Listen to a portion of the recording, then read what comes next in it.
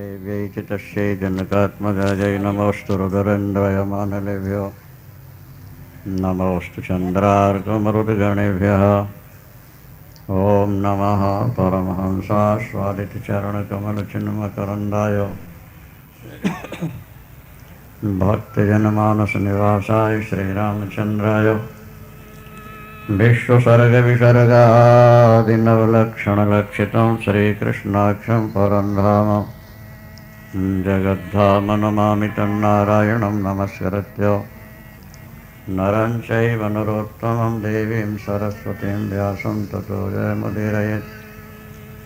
गुरुर्ब्रह्मा गुरुर्विष्णुर्गुरुर्देवो महेश्वरः गुरु साक्षात् परब्रह्म तस्मै श्रीगुरुवे नमः। अखण्डमण्डलाकारं व्याप्तं येन चराचरं तत्पदं दर्शितं येन तस्मै श्रीगुरुवे नमः। तस्मै श्रीगुरुवे नमः। श्रीराम जय राम जय जय राम।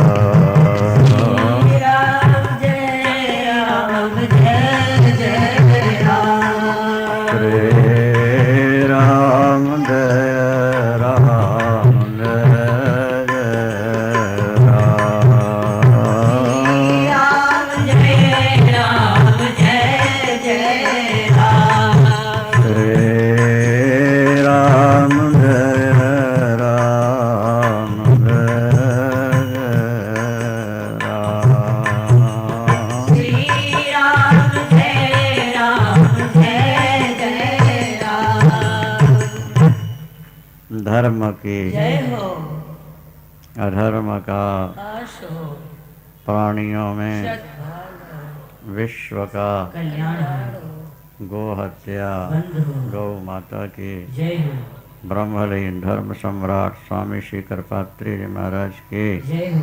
हर हर महादेव।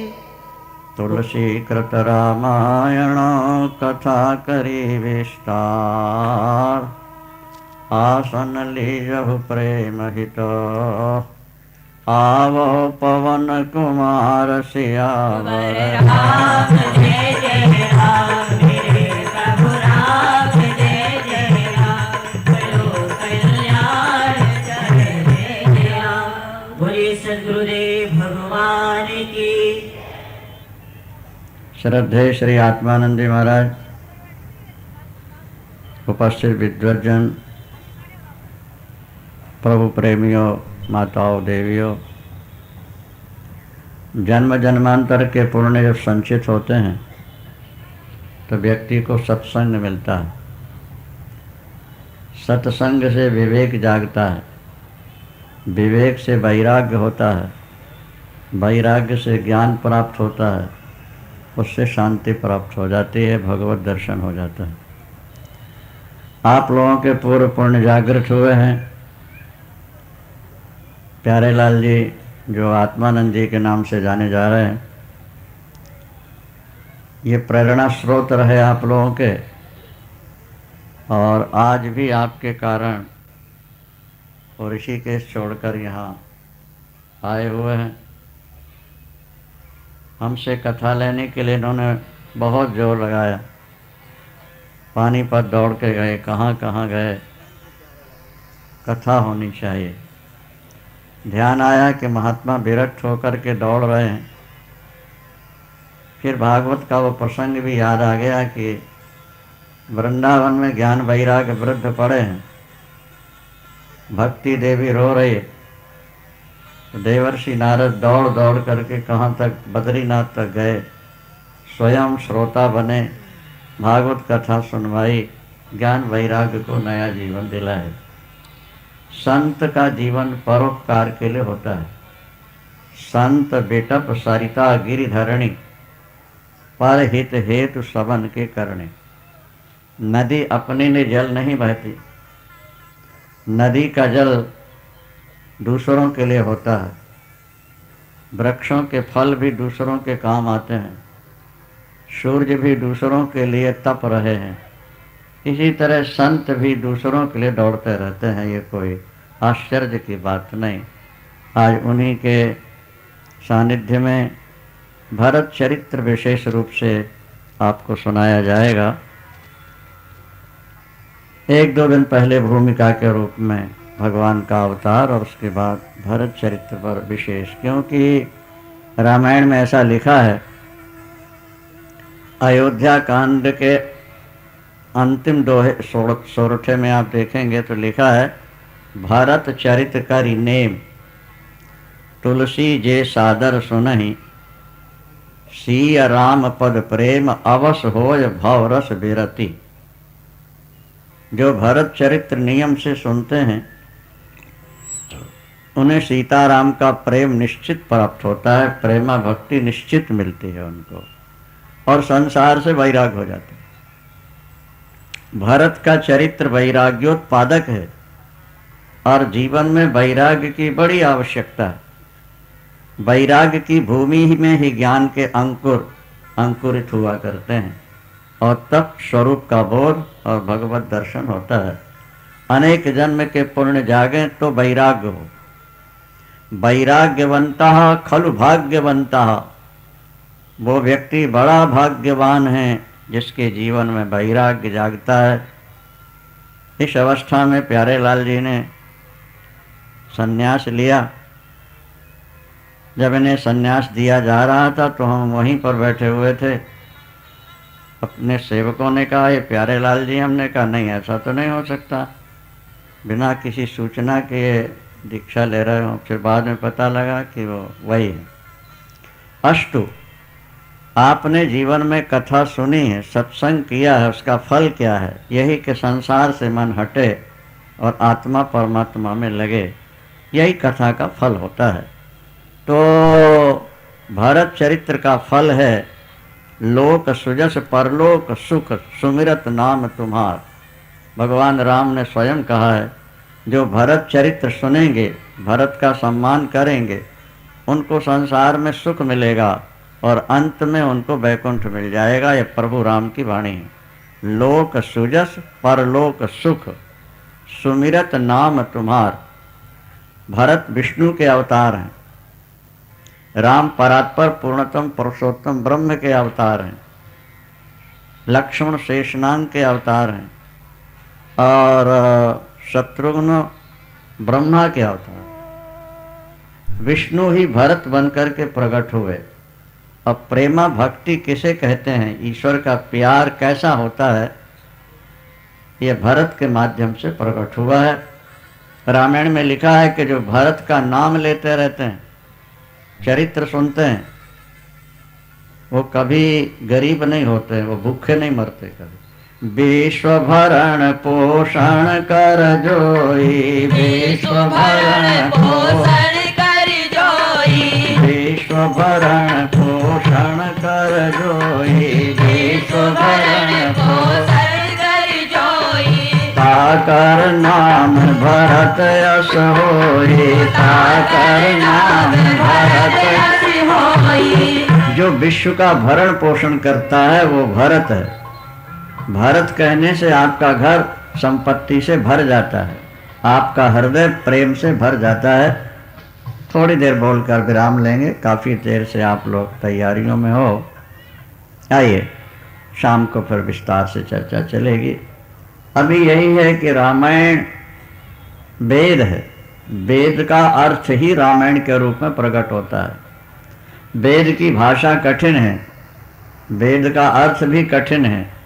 महर्षि वाल्मीकि के मुख से वेद रामायण के रूप में प्रकट हुए हैं, ऐसा वाल्मीकि रामायण में लिखा। वेद वेद्ये परे पुंसी जाते दशरथे हरो, वेदा प्राचेत सादासीत साक्षात रामायणात्मनः। वेद में जिस ब्रह्म का वर्णन किया गया वो राम बन के अवतरित होता है और वेद स्वयं महर्षि वाल्मीकि के मुख से रामायण के रूप में प्रकट हुआ करते हैं। तो रामायण क्या है, ये वेदार्थ ही है, वेद का अर्थ ही है। और राम क्या है, बोले मूर्तिमान धर्म है, ये मूर्तिमान ज्ञान है, ये मूर्तिमान ब्रह्म है। रामो विग्रहवान धर्मः, राम मूर्तिमान धर्म है। आप धर्म को समझना चाहते हैं तो रामायण पढ़िए, सुनिए। धर्म आपके समझ में आ जाएगा। राम का समग्र चरित्र ही धर्म है। भरत का चरित्र, भरत का कहना और सुनना धर्म का सार होगा। समुझब कहब करब तुम सोई, धर्म सार जग हुई है सोई। महानता है, चर्चा करेंगे आगे समय के आधार पर। अभी तो प्रारंभ यही कि तुलसीदास जी ने वाल्मीकि रामायण को हिंदी में लिखा, इसलिए कि लोग कालांतर में हिंदी भी छोड़ देंगे। संस्कृत तो छोड़ ही चुके हैं, अब हिंदी भी जा रही है, हिंदी का स्थान अंग्रेजी ले रही है। तो भगवत इच्छा से तुलसीदास जी वाल्मीकि रामायण का हिंदी में ट्रांसलेशन एक तरह से करते हैं, ऐसा माना जाए। और भविष्य पुराण में एक श्लोक मिला, वाल्मीकि तुलसीदासा कलौ देवी भविष्यति। भगवान शंकर पार्वती से कहते हैं, पार्वती महर्षि त्रेता के महर्षि वाल्मीकि कलयुग में तुलसी बन के अवतरित होंगे और वही रामायण की रचना करेंगे। तो वाल्मीकि तुलसी भयऊ ऐसा भी शब्द मिलता है। वाल्मीकि ही तुलसी के रूप में अवतरित हुए। परमात्मा जिसे अपनाना चाहते हैं उसको दुख भी दिया करते हैं। वो दुख नहीं होता है, वो भगवान का आशीर्वाद ही होता है। हम दुख को दुख समझते हैं, लेकिन शास्त्र कहते हैं कि आप पर अगर दुख आया है तो आप भगवान का श्राप नहीं है, भगवान की कृपा है आपकी।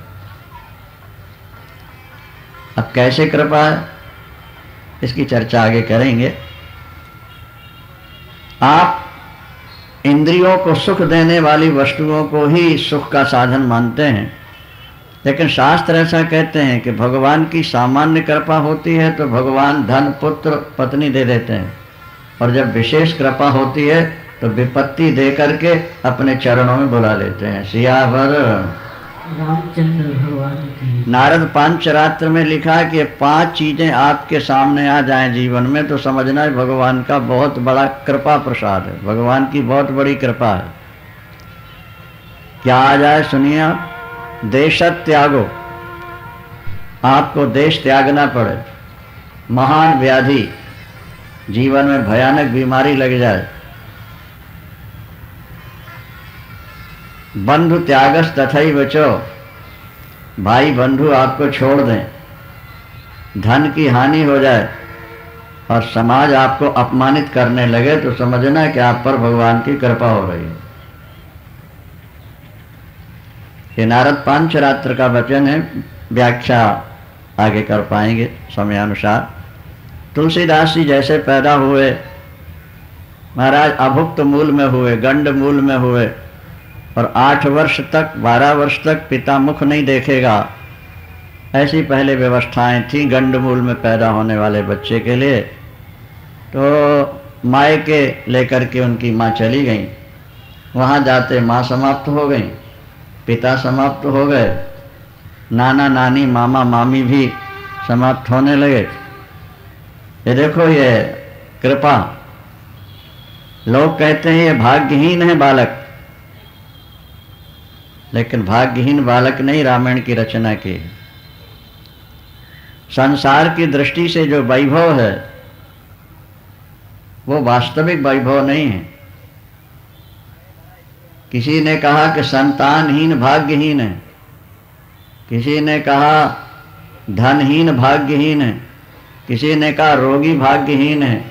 वेद व्यास ने कहा जिसके द्वारा भजन नहीं हो रहा वो सबसे ज्यादा भाग्यहीन है।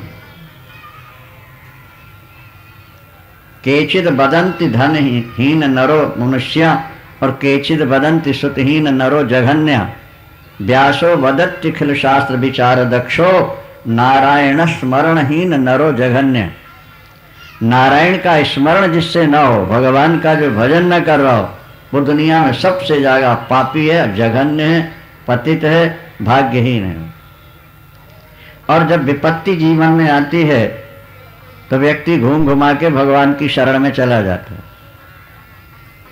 जब द्रौपदी की साड़ी खींचने लगी नहीं, और उसने दोनों हाथ उठाकर ठाकुर को पुकारा तो ठाकुर वसन बन के आ गए। अगर द्रौपदी पर विपत्ति ना आती तो भगवान आते उसके पास? गजराज पर विपत्ति ना आती, अब पानी में डूब रहा, जरा सी सूंड बची थी, और जैसे नारायण का स्मरण किया, नारायण अखिल गुरु भगवान नमस्ते, भगवान दौड़ के आ गए। विपत्ति विपत्ति नहीं है। भागवत में लिखा है कि वो व्यक्ति धनहीन भी भाग्यवान है जो परमात्मा का भजन पूजन चिंतन कर रहा है।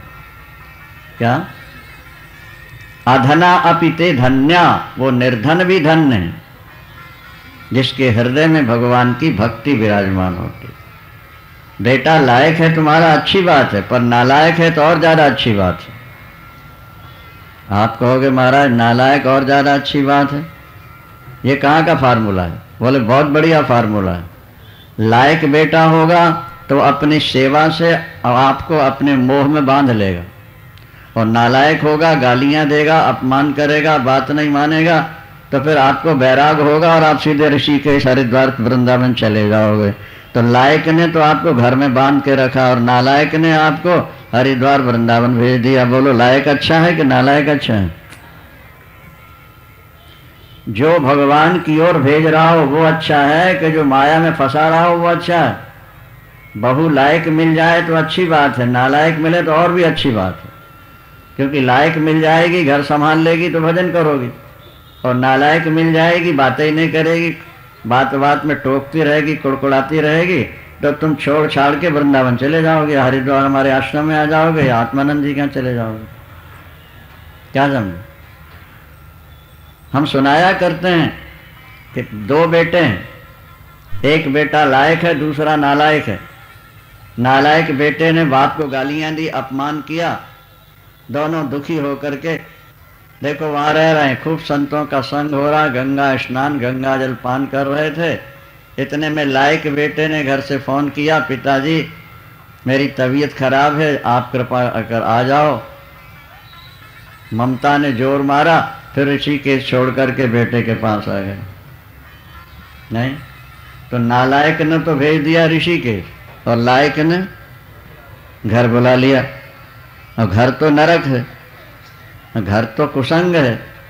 प्रहलाद जी ने भागवत में कहा कि घर क्या है? बोले अंधा कुआं है सूखा हुआ, इसमें तो जो गिरा वो मर कई के निकलता है, ऐसे नहीं निकल पाता। गृह मंद कूपम तृणैर कूप मिवाव्रतम, शास्त्र कहते हैं घास से ढका हुआ कुआं है घर, और जो इसमें गए भजन न कर पाए मरे। तो एक घर बुला रहा है और दूसरा अयोध्या हरिद्वार वृंदावन भेज रहा है। कौन अच्छा हुआ भाई? कदपत्यम बरम मन्ने सदपत्याच्छुचाम पदा, तो लायक बेटे की अपेक्षा नालायक अच्छा है, क्योंकि उसकी ठोकर से जीव भगवान की ओर चला जाता है। बिना ठोकर लगे ठाकुर याद नहीं आते, ये ध्यान रखना आप अच्छी तरह से। कहीं ना कहीं कोई ना कोई ठोकर लगती है, किसी को बेटे से लगती है, किसी को पत्नी से लगती है, और किसी को संतों के शब्दों से ठोकर लगती है। ठोकर लगने के बाद ही जीव जागता है। यही स्वामी जी कह रहे थे, बोले महाराज बैराग तो पहले से था, आपकी अष्टावक्र गीता सुनी कि वो बैराग और बढ़ गया और उसने संन्यास दिला दिया मेरे। तो बिनु सत्संग विवेक न होए, बिनु सत्संग विवेक न होई, बिनु सत्संग राम कृपा बिनु सुलभ न सोई, राम कृपा। हारे को हरि नाम सुनेरी मैंने निर्बल के बल। जब व्यक्ति निर्बल होता है, बेसहारा होता है, दुनिया का सताया होता है, तो वो घूम घुमा के भगवान की शरण में चला जाता है। इसलिए संसार में अगर कोई समस्या आ रही है तो ये मानना चाहिए कि ठाकुर की कृपा हो रही है हमारी, वो अपने पास बुलाना चाहते हैं। नहीं, माता पिता ने शादी की, लड़की जा रही है ससुराल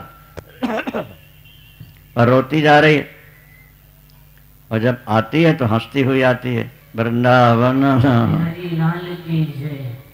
मायके से पहली बार जाती है तो रोती जाती है, और ससुराल से आ रही है तो इसी तरह से माया को छोड़ोगे थोड़ा तकलीफ तो होगी, रोगे, लेकिन जब परमात्मा को पालोगे तो पर सदा हंसते रहोगे, सदा हंसते रहोगे। प्रभु ने ठोकर दी तुलसीदास को, और तुलसीदास जी घर घर भिक्षा मांग के गुजारा करते थे। महाराज एक संत मिल गए, बिना संतों के कल्याण हो ही नहीं सकता। आपके जीवन में उन्नति तभी होगी जब संत मिलेंगे। इसलिए कहा रामायण में कि बड़े भाग पाई सतसंगा, कभी नहीं प्रयास हो ही भव भवा, और अब मोहि भा भरोस हनुमंता, कि बिनु हरि कृपा मिले नहीं संता। जो रघुबीर अनुग्रह कीना, तो तुम मोहि दरस हठ देना।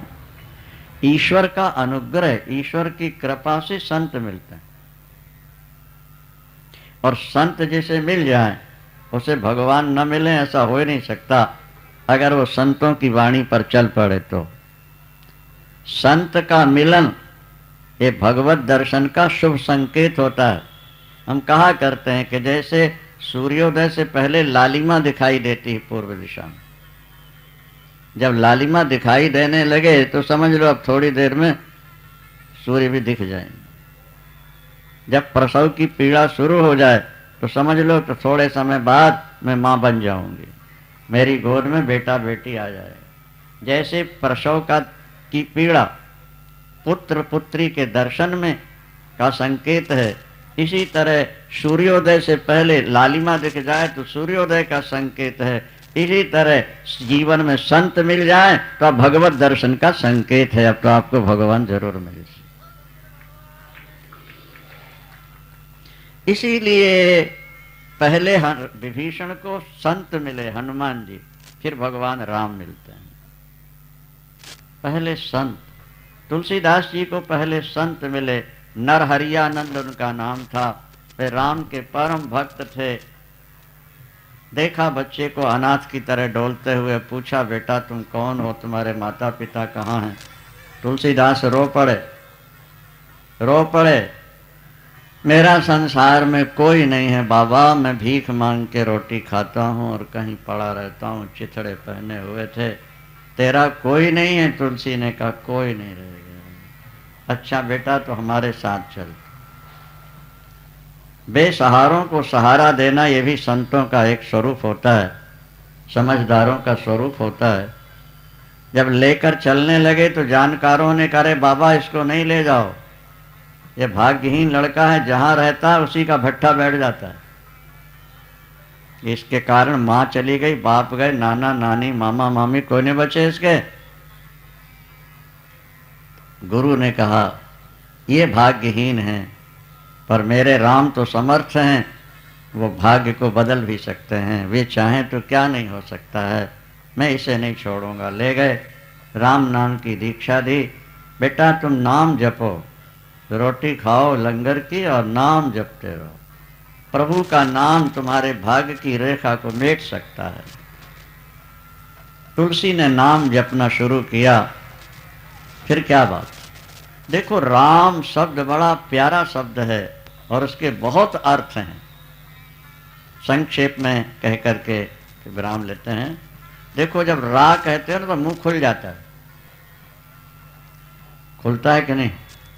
रा बोल के देखो, ओठ बंद रहे और रा निकल जाए नहीं होगा, और मां कहते ही मुंह बंद हो जाता है। राम राम राम। अब देखो तुलसीदास इसकी व्याख्या कर रहे हैं, कहते हैं रा कहने से मुंह खुलता क्यों और मां कहने से बंद क्यों होता है? तो बोले भाई आपके घर में कुत्ता घुस गया, नहीं बार बार आ रहा है, आप क्या करते हो? दरवाजा खोल के उसको बाहर निकालते हो, और दोबारा ना आ सके क्या किया जाए? गेट बंद कर दो। बोले जब तुम रा कहते हो तो तुम्हारे अंदर जो जन्म जन्मांतर के पाप छुपे हैं वो सब निकल के भाग रहे होते हैं, और माँ का दरवाजा लग जाता है ताकि लौट के वापिस ना आए, तुम्हारा जीवन शुद्ध और पवित्र हो जाए, थोड़े समय महान बन जाए। तुलसी रा के कहत ही निकसत पाप पहाड़, और पुनि आवन पावे नहीं देत नकार किवार। ये तुलसी के शब्द। राम, राम में 3 अक्षर हैं, रा, आ और मा। कितने हो गए? रा अग्नि बीज है, आ सूर्य बीज है, और मां चंद्र बीज है। पढ़े लिखे लोग थोड़ा समझने का प्रयास करेंगे। अग्नि की उत्पत्ति, अग्नि का बीज मंत्र है रा, रंग, और करोड़ों सूर्यों का केंद्र उत्पादक है आ, और चंद्र का बीज मंत्र है मां। राम में तीनों आ गए। अग्नि क्या करती है? कुछ भी डाल दो जला के भस्म कर देगी। सूर्य क्या करते हैं? अंधकार को मिटाकर नेत्रों को देखने की क्षमता प्रदान करते हैं। चंद्रदेव बोले दिन की गर्मी से तपा हुआ व्यक्ति जब रात में चंद्रमा की चांदनी में बैठ जाए तो शीतलता का अनुभव होता है। अब इसे अपने जीवन से घटाइए जरा। जब हम रा कहते हैं तो हमारे अंदर जो जन्म जन्मांतर के पाप छुपे पड़े हैं, कोट कोट जन्म के पाप हैं। लोग कहते हैं कंप्यूटर में 2.5 लाख शब्द समा सकते हैं। हमने कहा भैया परमात्मा ने जो शरीर बनाया इसमें तो 2.5 करोड़ 2.5 अरब जन्म के पाप भी छुपे रह जाते हैं, पुण्य छुपे रह जाते हैं। ये तो परमात्मा का बनाया जो कंप्यूटर है, ये मनुष्य का शरीर विलक्षण। हमारे पुराने पाप न मालूम कितने जन्मों के संचित हैं गोदाम में भी, वो बारी बारी से निकलेंगे। आज थोड़ा सा सुख मिल गया तो हम गोलगप्पे की तरह फूल जाते हैं। पिछला पीरियड आ रहा है वो दुखों से भरा हुआ है। अभी 4 दिन वाह वाह कर लो, फिर हाय हाय करके मरना पड़ेगा। बिना भोगे कर्म क्षीण नहीं होते। कर्म क्षीण 2 तरह से होते हैं। या तो तुम भगवान का भजन कर लो तो तुम्हारे किए पाप जल जाएंगे, अथवा फिर उनका फल भोगो तब क्षीण होते। तो रा जब आपके मुख से निकलता है तो जन्म जन्मांतर के जो अंदर पाप हैं, रा उसको जला बला के राख बना देते। अब रा में जो आ है वो क्या करता है? वो सूर्य का उत्पादक है। जैसे सूर्य भगवान उदित होकर बाहर प्रकाश पैदा करते हैं, फैलाते हैं, अंधकार निवृत्त हो जाता है, इसी तरह रा में जो आ है उसका स्मरण जब हुआ तो हृदय में जो अनादिकाल से अंधकार भरा हुआ है उस अंधकार में आप प्रकाश पैदा कर देगा। सद और असत का ठीक ठीक बोध हो जाएगा। आप ये बात बड़ी प्रसिद्ध है कि महर्षि वाल्मीकि राम की जगह मरा जपते थे, तो लोगों को मारते रहे, बहुत पाप किए थे, बुद्धि बिल्कुल पत्थर हो गई। देखो पाप करोगे ना तो बुद्धि तुम्हारी और पत्थर हो गई। अहिल्या स्त्री थी, सुंदरी थी, जवान थी, पर पुरुष से प्यार किया, पति ने श्राप दे दिया, पत्थर हो गया। इसका अर्थ क्या है? सांकेतिक अर्थ है। हमारी आपकी बुद्धि अहिल्या है और हमारी आपकी आत्मा जो है वही गौतम। हमारी बुद्धि जब ईश्वर को छोड़ के संसार की ओर चलती है और पाप करती है, अंदर से श्राप मिलता है और बुद्धि और पत्थर होती चली जाती है। हर व्यक्ति की बुद्धि अहिल्या है। तस्मात् पापम न कुर्वी, तो शास्त्र कहते हैं तस्मात् पापम न कुर्वी। तो अरे भाई पाप कर लिया छुपके, किसी ने देखा नहीं तो क्या नुकसान? देखो आगे क्या लिखते हैं, तस्मात् पापम न कुर्वी तो पुरुषः संसित व्रतः पापम प्रज्ञाम नाशयति। पापम प्रज्ञाम नाशयति क्रियमाणं पुनः पुनः। जब तुम बार बार पाप करोगे तो वो पाप तुम्हारी प्रज्ञा माने बुद्धि को पत्थर बना देगा, नाश कर। लोगों ने हमें देखा नहीं, हमने पाप कर लिया, हम बड़े बहादुर हैं, ऐसा नहीं। वो पाप तुम्हारे अंदर जाके तुम्हारी बुद्धि को कमजोर कर दे, और जिसकी बुद्धि नष्ट हो गई उसका सब कुछ नष्ट हो।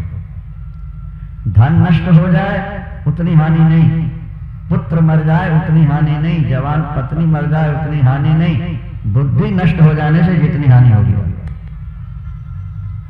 बुद्धिमान व्यक्ति विपत्ति में भी सुख से रह लेता है, और बुद्धिहीन व्यक्ति अरबों का मालिक होकर भी सदा तनाव टेंशन में जीता है। शांति मिलती ज्ञान से है। चर्चा करेंगे आगे, आप लोग तो पुराने श्रोता हैं। अब समय थोड़ा सा जवाब दे रहा है, 10-15 मिनट और बोल करके विराम लेते हैं। ध्यान से सुनिए जरा बात को। रा अग्निवाचक है, ये आपके जन्म जन्मांतर के पापों को जलाएगा। आ सूर्य है, ये आपके हृदय में प्रकाश फैलाएगा। वाल्मीकि पढ़े लिखे नहीं थे, और सैकड़ों करोड़ श्लोक उनके मुख से निकले। चरितम रघुनाथस्य शतकोटि प्रविष्टरम, शतकोटि विस्तार। जो व्यक्ति राम नहीं कह सकता था क्योंकि पाप बहुत हुए थे, बुद्धि पत्थर हो रही थी, संत के मिलने से थोड़ा सा विवेक तो जागा, दीक्षा ली राम नाम, लेकिन गुरु के जाते ही नाम भूल गए। कई लोग हमारे पास आते हैं, महाराज गुरु जी ने मंत्र दिया था, हम भूल गए, दोबारा आप दे दो, सुना दो। हमने कहा पत्नी भूली तुमको, बेटा भूला, शराब की बोतल भूली तो ना, सिगरेट भूली नहीं भूली, खाली नाम ही भूल गए। पाप ज्यादा होता है तो सुना सुनाया भूल जाता है। अगर बुद्धि आपकी निर्मल होगी, अब निर्मल बुद्धि का उदाहरण तो है ये। अब प्यारे लाल जी का घी बड़ा प्रसिद्ध रहा, ईमानदारी से व्यापार किया, संतों का संग किया तो बैराग जाग गया, और बैराग जागा अपनी रास्ता भाग। अब इन्हीं की उम्र के कई लोग हैं जिनको पता ही नहीं भगवान क्या होता, सुन भी लेंगे तो असर नहीं होता, घर छोड़ ही नहीं सकते। घर छोड़ना एक बुजदिलों का काम नहीं है। कश्चित धीरा, उपनिषदों में कोई धीर वीर गंभीर व्यक्ति संसार से मन को मोड़ सकता है, यह प्रकाश होता है। चंद्रमा आपके हृदय की जलन को शांत करेगा। हर व्यक्ति के दिल में छाले हैं, छाले में जलन होती, कहीं भी हो जाए छाले जलन होती। मनुष्य के दिल में बहुत सारे छाले पड़े हुए हैं, किसी ना किसी कमी से, किसी ना किसी अभाव से, किसी ना किसी प्रभाव से अंदर अंदर व्यक्ति जलता रहता है। ऊपर ठीक दिखता है, बहुत बढ़िया कपड़े पहनता है, बढ़िया कार में चलता है, बढ़िया कोठी बना ली, अंदर से दुखी। हम अभी विदेश से होके आ रहे हैं 2 महीने पहले, 2-3 देशों में जाना पड़ा। वहां संपत्ति की कमी नहीं, क्या देखने में लगता स्वर्ग में बैठे हैं। क्या वहां की सड़कें हैं, कैसे वहां के मकान हैं, कैसे VIP वहां के सारे लोग हैं। वहां रिक्शा नहीं दिखा 2 महीने में, एक साइकिल नहीं, मोटरसाइकिल नहीं, स्कूटर नहीं, हर व्यक्ति कार पर जा रहा है। लेकिन जब चर्चाएं चली उनसे तो कहते महाराज अंदर अशांति बहुत है, तनाव बहुत है। आप कितना कमा लो, तुलसीदास जी लिखते हैं अरब खरब लो द्रव्य है, और उदय अस्त लो राज, तुलसी जो निज मरण है तो आवे को निकाल। सूर्योदय से सूर्यास्त तक तुम्हारा राज्य हो, अरबों खरबों की संपत्ति हो, पर अगर आप ईश्वर से नहीं जुड़े, शांति नहीं। उपनिषद का एक वचन है, आप सुन सको, समझ सको। हमारे आत्मानंद जी कहते हैं कि आपकी कैसेटें ऋषिकेश में चलती हैं, बहुत सारे संत बैठ के सुना करते हैं। हरिद्वार में भी चलती रहती हैं, वहां भी गंगा किनारे संत बैठ के सुनते हैं।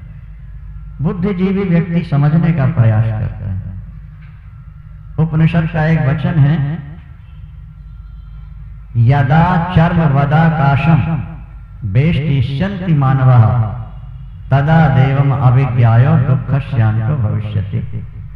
रे जीव, इस अखंड अनंत संसार के आकाश को जब तू चमड़े की तरह लपेट के बगल में दबा लेगा तब हो सकता है आत्मा परमात्मा को जाने बिना तुझे शांति मिल जाए।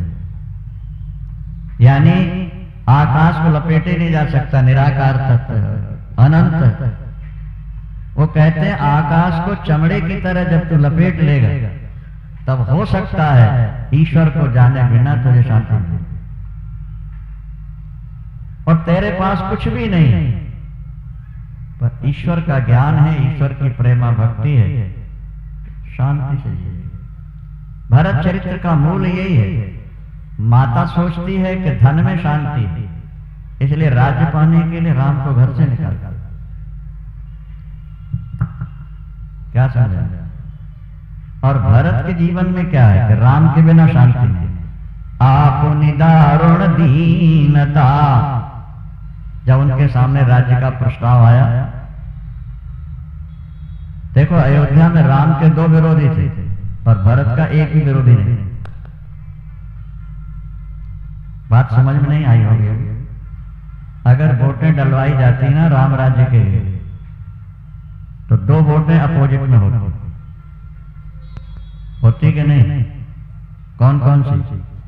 मंथरा और 2 वोटें राम को कम मिलनी। और अगर भरत के लिए वोटें डाली जाती तो 100% वोटें भरत को मिल जाती। कई भी उसी पक्ष में, मंथरा भी उसी पक्ष में। लेकिन भरत ने राज्य स्वीकार किया। वो क्या कहते हैं? आप निदारुण दीनता और सबने कहो समझा, देखे बिन रघुनाथ पद कि जिय की जरनी न जाय सियार।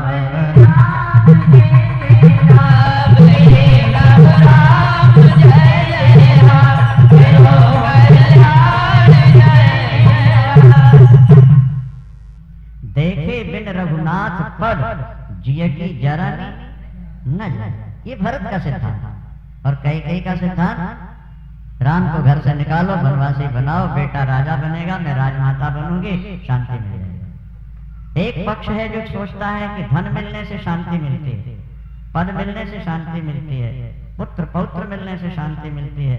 जबकि दूसरा सही पक्ष ये है कि कुछ भी ना मिले, ईश्वर मिल जाए तो शांति मिलती है। पर ये बुद्धि किसी किसी में होती है। कई वाली बुद्धि तो 99% लोगों को प्राप्त है। भरत वाली बुद्धि किसी एक तो भाग्यवान को प्राप्त होती है। चर्चा आगे करेंगे। तो राम का जो नाम है, देखो ब्रह्मा विष्णु महेश 3 देवता। कितने? 3। ब्रह्मा विष्णु महेश, आ उ मा, तीनों उसी में आ जाए। राम। ओंकार में भी 3 अक्षर है, आ उ अ, बोलो भाई, मा, आ उ ओ।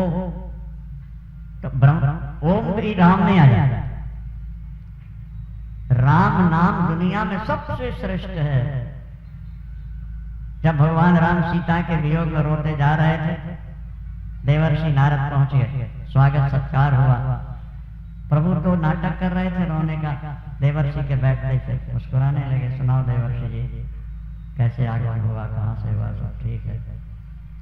नारद जी ने कहा कि प्रभु मैं विवाह करना चाहता था, आपने क्यों रोक दिया? अगर आप न रोकते तो आज आपको रोना तो न पड़ता ना।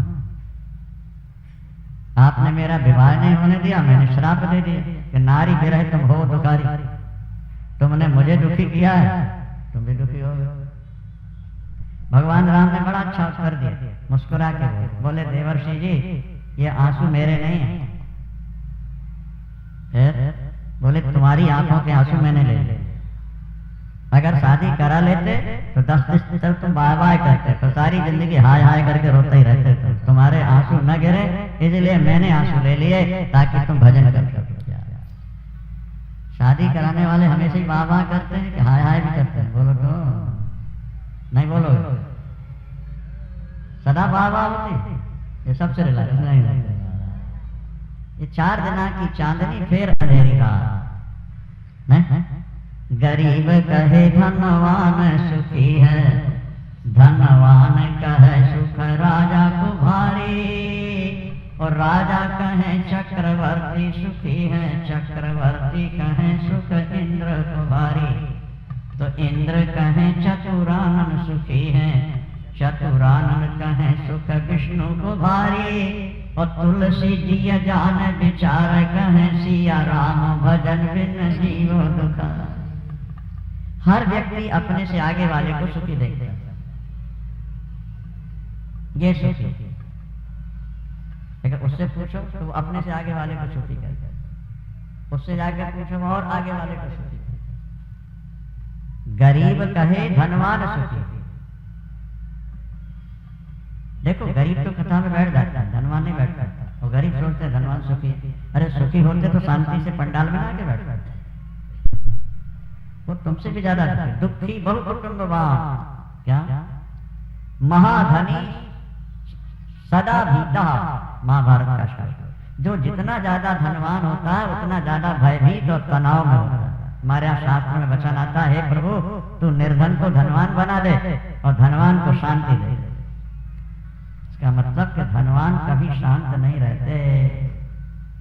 गरीब तो सोचता है 100-200 का नुकसान हो जाएगा, कोई फर्क नहीं पड़ता, अपन तो कथा सुन।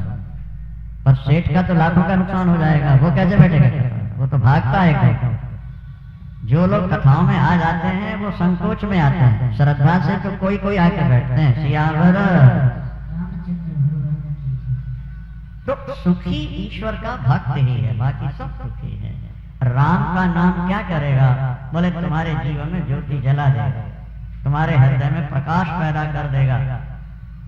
अभी हमारे एक शिष्य हैं, वो सिंधी हैं, अभी फोन आया मुंबई से, गुरुदेव रात्रि में मुझे बैकुंठ का दर्शन हुआ, बैकुंठ में आपका भी दर्शन हुआ, क्या क्या सुना रहे थे? बोले मौज है, मौज है, मौज है। वो 82-83 वर्ष के अरबपति परिवार, लेकिन लगन लग गई है, अपने आश्रम में आके रहते हैं ज्यादा। तो मौज है, मौज है। मौज वही कह सकते हैं जो भगवान से जुड़ गए। दुखिया नानक सब संसार कोई सुखिया जिस। इसलिए प्रभु नाम का सहारा लो, चलते फिरते खाते पीते सोते जागते हर समय प्रभु का पावन नाम है। और राम नाम सबसे सरल है। अंत में नारद जी ने भगवान राम से कहा, प्रभु मैं एक वरदान चाहता हूँ आपसे, यदि आप प्रसन्न हैं और मुझे अपना मानते हैं तो एक वरदान दे दीजिए। क्या? बोले आपके करोड़ों नाम हैं, पर उन सभी नामों में राम नाम सबसे श्रेष्ठ है। क्या?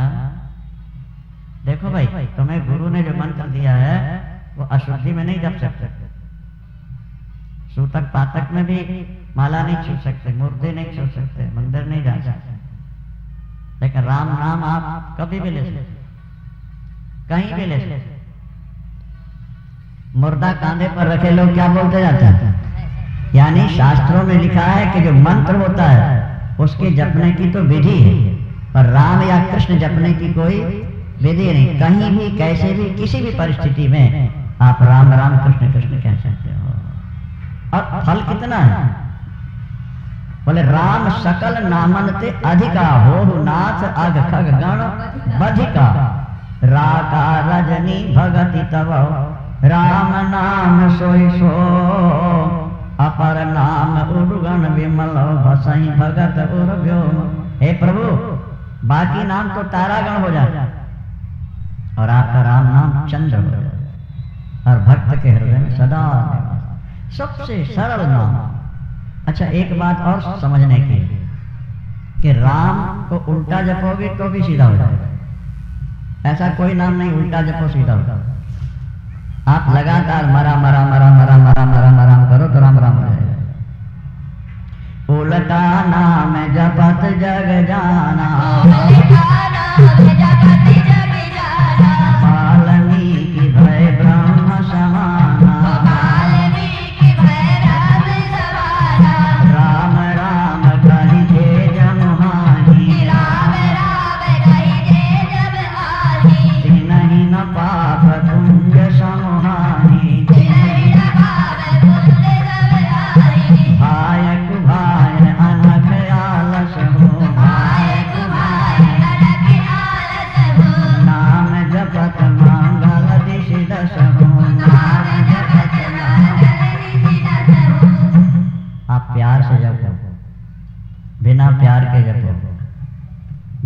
लेते राम नाम निकल जाए, मजाक में निकल जा रहे तो बड़े राम भगत है, किसी से मजाक किया, व्यंग किया, राम निकला ना तुम्हारे में, तुम्हारा कल्याण।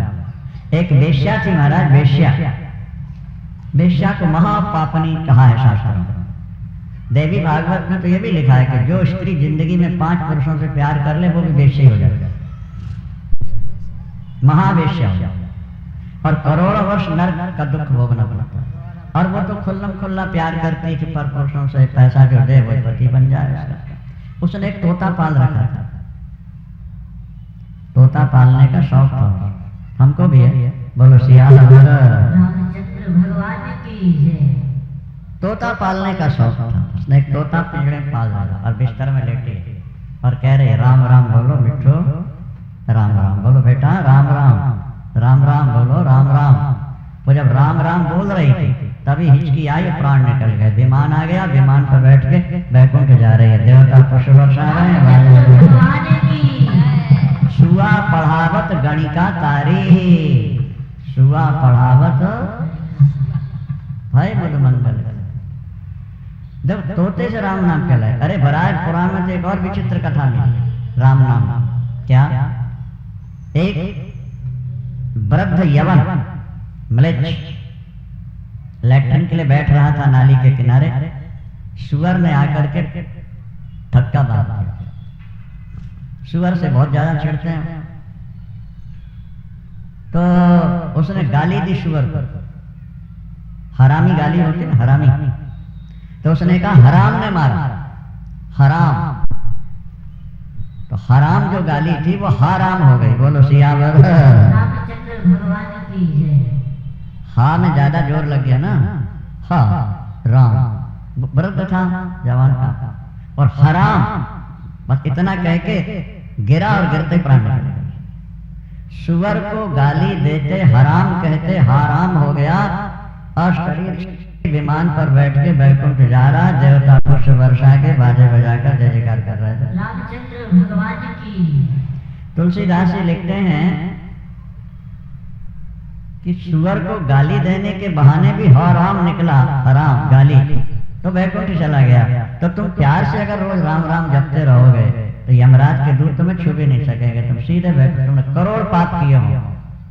एक श्लोक और बहुत अच्छा मिला, प्रभु के नाम में पापों को मिटाने की इतनी शक्ति है कि पापी करोड़ों जन्मों तक लगातार पाप करके उतने पाप कर नहीं सकते। एक जन्म की बात को छोड़ो, करोड़ करोड़ जन्म में भी तुम उतने पाप संचित नहीं कर सकते। एक प्रभु का नाम जितना पाप मिटाने में समर्थ होता है, इसलिए नाम का सहारा लें। प्रातः काल की वेला में आप लोग राम नाम की महिमा सुन रहे थे।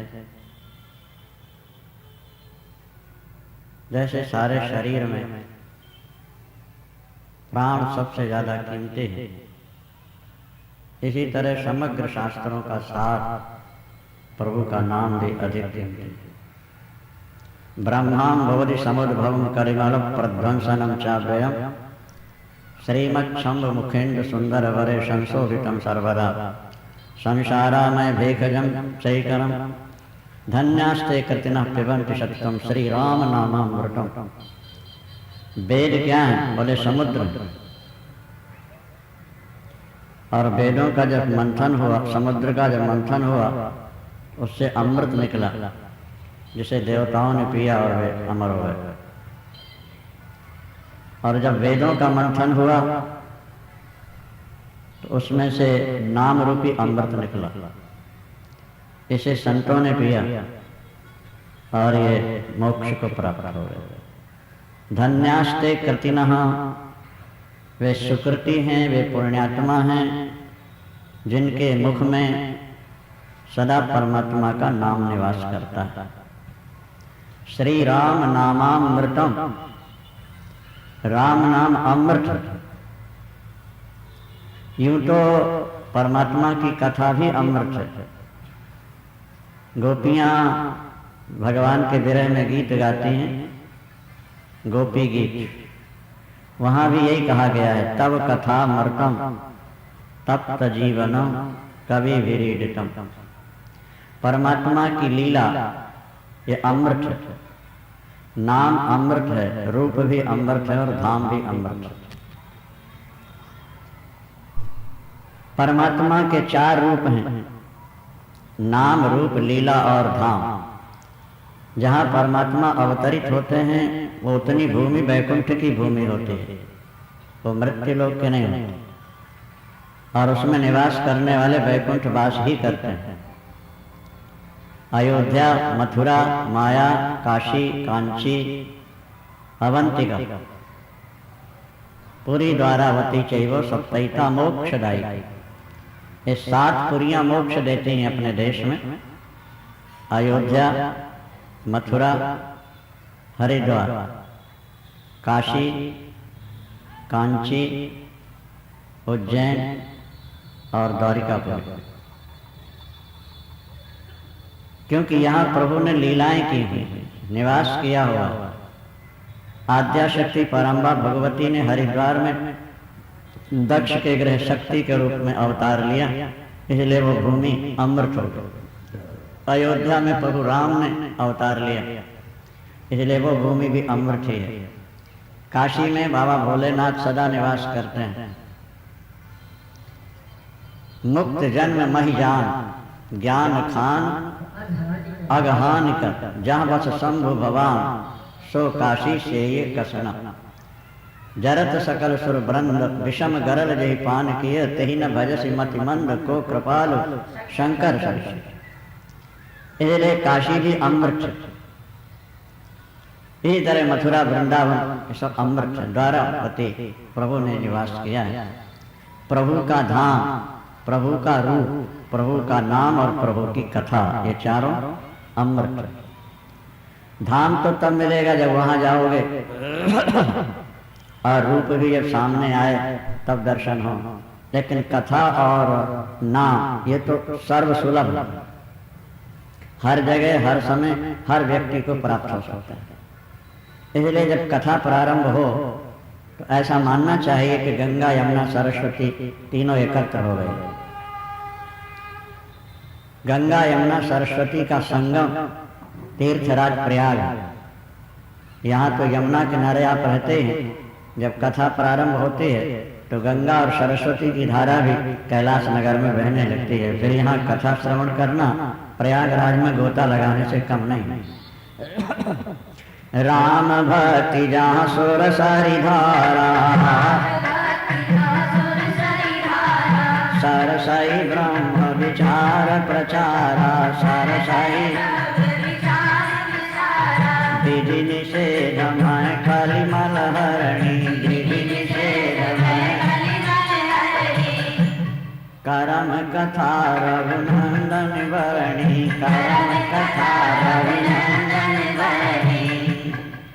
विधि और निषेध कथा में सुनने को मिलेगा, ये करना चाहिए, ये नहीं करना चाहिए। जब ये प्रकरण चल रहा हो तो यमुना की धारा, और जब वेदांत की बात चले, अध्यात्म चर्चा, तो ये सरस्वती, और जहाँ राम भक्ति की कथा चल पड़े तो ये पावन गंगा की धारा है। इस तरह गंगा, यमुना, सरस्वती त्रिवेणी, और त्रिवेणी में स्नान करने वाले के समस्त पाप ताप समाप्त होते हैं। आज्ञा चक्र में भी त्रिवेणी, ये जो हमारी आज्ञा चक्र कहलाता है ना, भ्रगुटी मध्य, यहाँ भी 3 स्वरों का संगम है, इड़ा, पिंगला और सुषुम्ना। यहाँ तो त्रिवेणी में स्नान करने से आज्ञा चक्र खुल जाता है, और आज्ञा चक्र के खुलते ही सहस्रार ब्रह्म में प्रवेश हो जाता है। कंठ तक माया है, मूलाधार पृथ्वी तत्व है, थोड़ा सा कठिन समझना। मूलाधार पृथ्वी तत्व है, स्वाधिष्ठान जल तत्व है, मणिपूरक अग्नि तत्व है, विशुद्ध वायु तत्व है, और कंठ आकाश तत्व। कंठ से शब्द निकलता है और आकाश का शब्द गुण है। आकाश का गुण जो है वो शब्द है। यहीं तक संसार है, इससे ऊपर ब्रह्मलोक है, वैकुंठ है। इसलिए जब हम कंठ से नीचे की ओर जाते हैं तो ये माया है। पेट भी नीचे ही है, भोग इंद्रियां भी नीचे ही है। इसलिए कंठ से नीचे जब हम रहते हैं तो हम माया में भोगों में फंसे रहते हैं। कंठ से जब हम ऊपर उठते हैं और मुख से प्रभु का पावन नाम लेने लगते हैं, कानों से कथा सुनते हैं और नेत्रों से भगवत दर्शन करते हैं, तो फिर हमारा वैकुंठ की ओर गमन हो जाता है, ऊपर की ओर हम चले जाते हैं। इसलिए शिव पुराण में लिखा है, इसको महासाधन कहा है शास्त्रों ने। श्रोत्रेण श्रवणम तस्य, कानों से परमात्मा को सुनो, और वचसा कीर्तनम, तथा वाणी से परमात्मा का पावन नाम लेते रहो, और मन से चलते फिरते खाते पीते परमात्मा का स्मरण करते रहो। ये तीन